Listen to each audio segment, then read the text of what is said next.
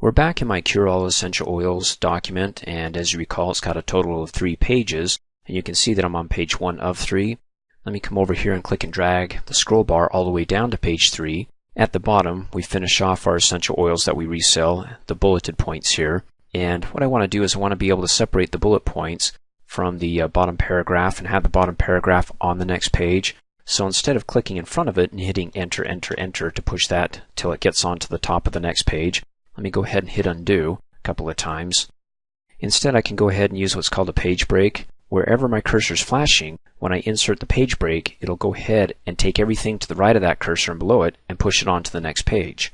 That way I don't have to hit enter several times and have all these extra paragraph codes in my document than necessary. So before I go ahead and insert a page break before this paragraph here, but after the bullet point, you want to turn on your Show Hide Codes by coming up here on the Home tab to the paragraph group, click on Show Hide Codes, because you want to verify where you're going to go ahead and put a page break. If I put it right here, notice how the oils is indented. Where we tabbed it over, there's the tab code.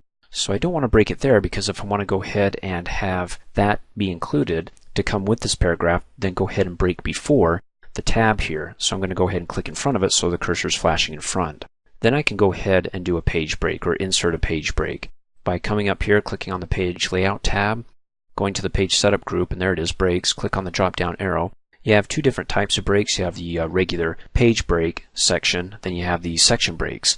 And we'll discuss the difference between the two, but for right now let's keep it simple. Let's do a simple page break. Click on it and boom. It takes everything that was to the right of that flashing cursor and bumps it to the next page. You can see it's at the top of the next page.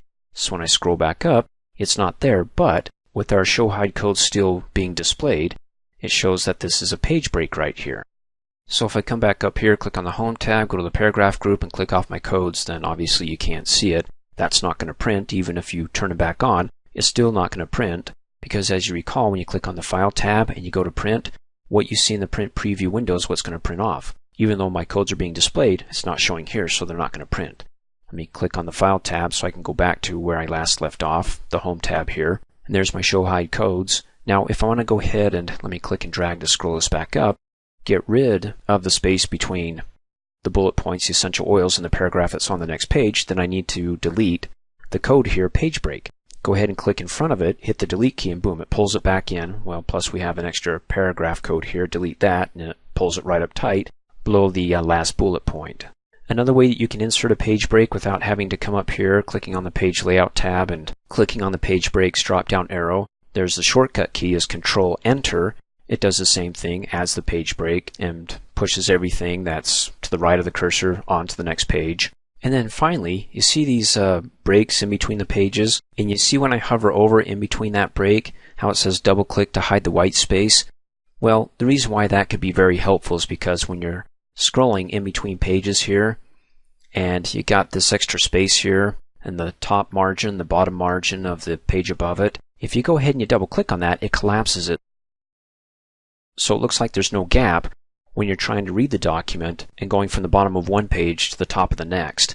That way I don't have to scroll, so if I go ahead and hover over that line and I double click it, it goes back to the default, showing you the 1-inch margin down below and any extra space there. So when I click and drag, I have to scroll down to be able to read the top of the next page. But it's so much easier if they're right next to each other, right? Double click to close that white space, and it's great for reading purposes. But when it comes to editing, well, you want to go ahead and double click to open it up so you can see how much space is actually going to be between the bottom of one page and the top of the next. I mean, when you print off your documents here, you got quite a bit of extra space here. And the reason why is because the next bulleted point takes up a lot of lines, so it can't cram it all at the bottom of this page, so it just adds it to the next page here, okay?